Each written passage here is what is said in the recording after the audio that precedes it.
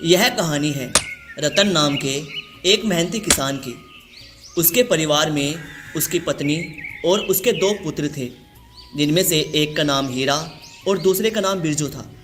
हीरा 5 साल का था और बिरजू 6 साल का। एक दिन रतन शाम के समय थका हारा अपने खेत से घर लौट रहा था कि तभी उसके कानों में एक बच्चे के रोने की आवाज़ आई। शाम के समय सन्नाटे में ये बच्चा कौन रो रहा है?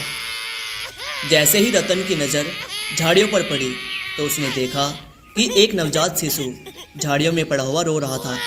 उस नवजात शिशु को देखकर रतन अपने आप से बोला, राम राम राम, कैसा समय आ गया है। कोई अपने बच्चे को झाड़ियों में छोड़कर कैसे जा सकता है? अगर मैं इसे यहाँ छोड़कर गया तो ये बेचारा तो रात की सर्दी में ठिठुर ठिठुर कर मर जाएगा। मुझे इसे घर ले जाना चाहिए। रतन उस बच्चे को अपने घर ले आया। रतन के हाथों में बच्चा देखकर उसकी पत्नी विमला चौंकती हुई बोली, ए जी, ये किसका बच्चा है? रतन ने सारी घटना बताते हुए विमला से कहा, विमला, ये बच्चा मुझे झाड़ियों में पड़ा हुआ मिला। पता नहीं किसका बच्चा होगा। आप इसे क्यों उठाकर ले आए? इसके माता पिता तो परेशान हो रहे होंगे। विमला, कैसी बातें कर रही हो? मुझे जहां ये बच्चा पड़ा हुआ मिला वहां दूर दूर तक कोई इंसान नहीं था। और तुम तो जानती हो आजकल कितना खराब समय चल रहा है। आज से इस बच्चे की परवरिश हम दोनों करेंगे।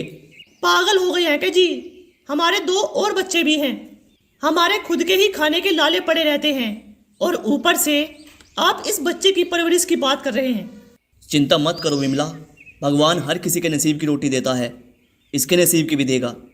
हम इसका नाम मोहन रखेंगे।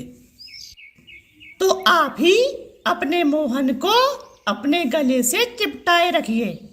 मुझसे किसी भी प्रकार की उम्मीद मत रखना। मैं अपना प्यार अपने पुत्रों में ही बांटूंगी। मैं किसी दूसरे के बच्चे को अपने गले नहीं लगा सकती। समय ऐसे ही बीतने लगा। विमला हमेशा क्रोध भरी नज़रों से मोहन को देखती और वहीं अपने दोनों पुत्र राजू और बिरजू को बड़े लाड प्यार से रखती। ऐसे ही 10 साल बीत गए और एक दिन रतन ने अपनी पत्नी से कहा, विमला, तुम्हारा रवैया मोहन के प्रति बिल्कुल भी ठीक नहीं है। उस बेचारे को तो पता ही नहीं है कि वो बेचारा एक अनाथ है।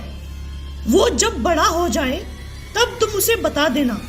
मैंने तुमसे पहले ही कह दिया था कि मुझसे किसी भी प्रकार की उम्मीद मत रखना। तुमसे तो बात करना ही बेकार है। इतना कहकर रतन गुस्से से घर से बाहर चला गया और उसके बाहर जाते ही रोहन विमला के पास आकर खड़ा हो गया और बड़ी मासूमियत से बोला, मुझे भूख लगी है माँ।